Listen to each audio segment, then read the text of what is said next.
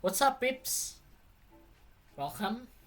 Kembali lagi bersama grup Pembela Kebenaran.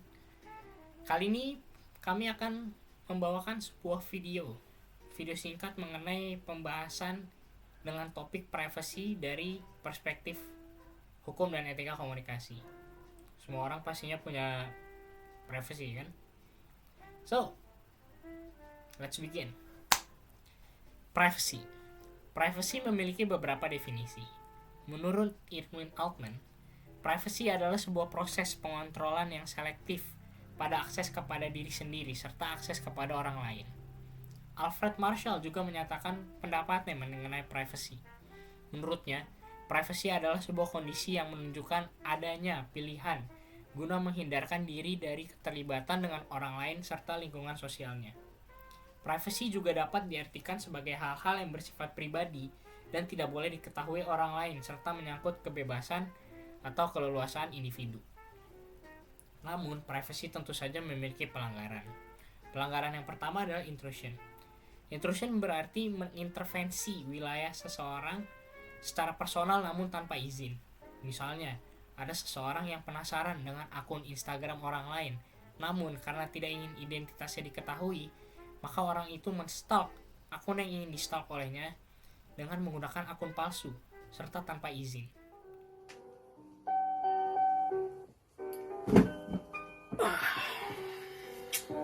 Capek juga hari ini. Apa ya nih? Isengin budi lah.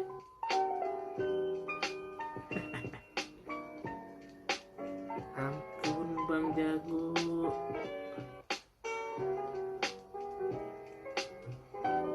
Isengin kali ya. Tanpa izin. Lalu pelanggaran privasi yang kedua adalah public disclosure.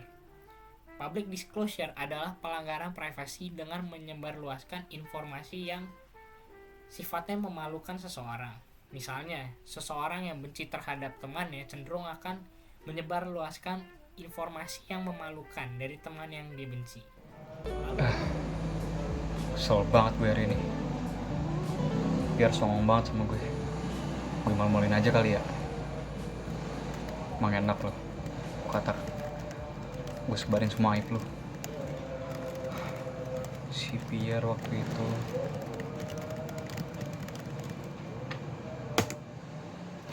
dia tahu rasa dia. Ini coba suruh main sama gue. Lalu pelanggaran yang ketiga ada publicity false. Publicity false berarti publikasi yang dapat membuat penilaian yang salah.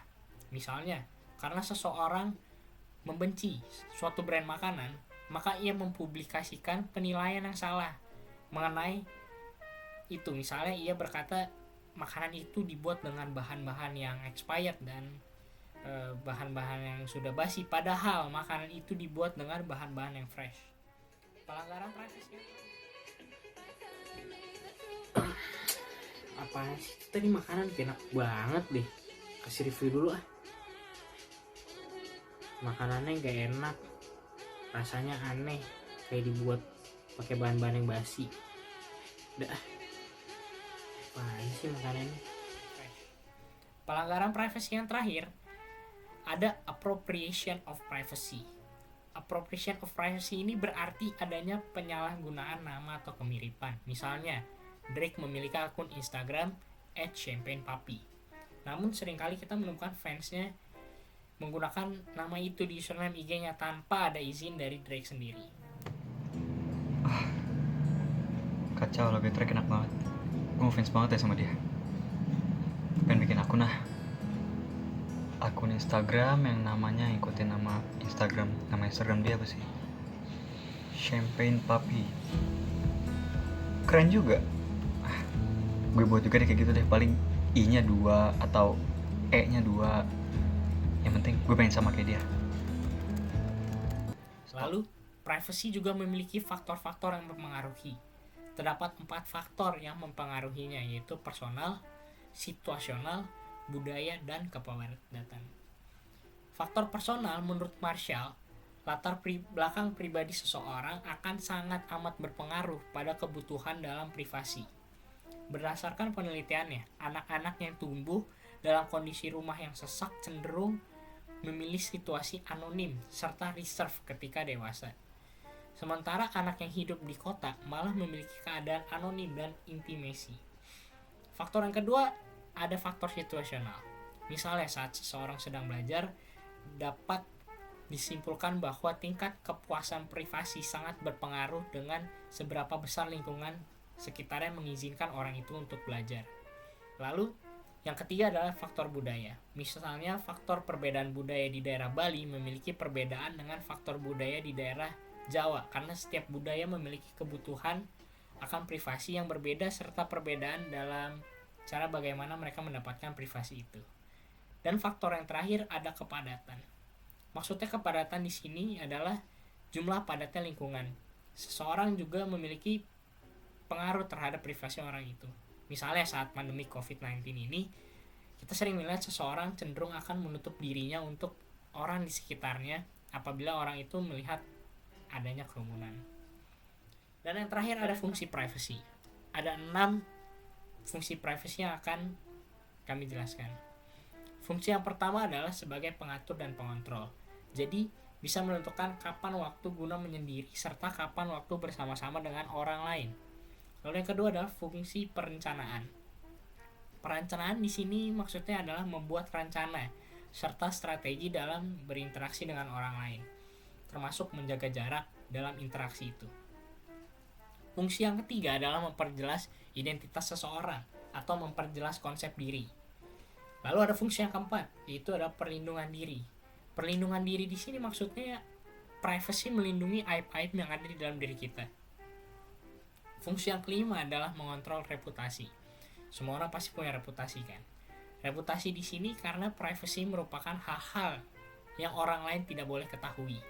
Maka jika tidak ada privacy, reputasi seseorang akan menjadi buruk di mata orang lain. Dan fungsi yang terakhir adalah interaksi sosial. Sabar dulu Bro Pierre. Sebelum kita masukin ke bagian akhir, gue mau ngejelasin dulu inti dari privasi ini. Jadi, pada intinya, privasi ini memiliki sifat yang tidak otomatis. Tidak otomatis di sini maksudnya adalah seseorang melakukan privasi yang didasari oleh beberapa faktor-faktor pendukung yang menyebabkan hadirnya privasi ini. Jadi, privasi ini tidak timbul dengan secara otomatis gitu. Nah, seperti hubungan pribadi yang mereka tidak ingin dicampur tangani oleh orang lain, salah satunya. Terus mempertahankan reputasi seseorang atau harga diri orang lain, dan tentunya juga hal-hal yang bersifat pribadi dan tidak boleh diketahui oleh orang lain. Dalam privasi juga ada yang dinamakan manifestasi. Privasi, manifestasi, emang bisa? Bisa dong. Nah, menurut KBBI atau Kamus Besar Bahasa Indonesia, manifestasi adalah perwujudan dari sebagai suatu pernyataan, perasaan, atau pendapat. Bisa dibilang juga sebagai sesuatu yang tidak dapat terlihat. Nah, jadi manifestasi dalam privasi ini adalah perwujudan dari hal-hal yang seharusnya tidak boleh diketahui oleh orang lain selain orang itu sendiri. Oke, kita semua sudah sampai di akhir video. Jika dari penjelasan kami banyak kekurangannya, mohon dimaafkan, dan ada sisi positifnya silakan diambil. Kami dari grup pembela kebenaran. See you in the next video. Bye.